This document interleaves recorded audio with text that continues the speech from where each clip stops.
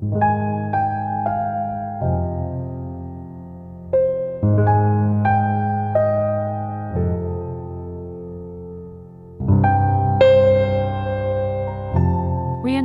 the typology of a Mexican house in a contemporary version was the premise to design Keita House, where the central patio became the circulation and main view of the residence.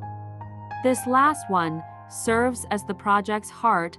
It can be contemplated from everywhere, and it is completely surrounded by both private and social areas of the proposal. Existing vegetation and the climate in Colima city allowed the continuous opening of the proposed volumes. In the design, all the spaces are somehow permeated by either vegetation, wind, and natural light, components that at the same time conquer until erasing the barrier between nature and architect.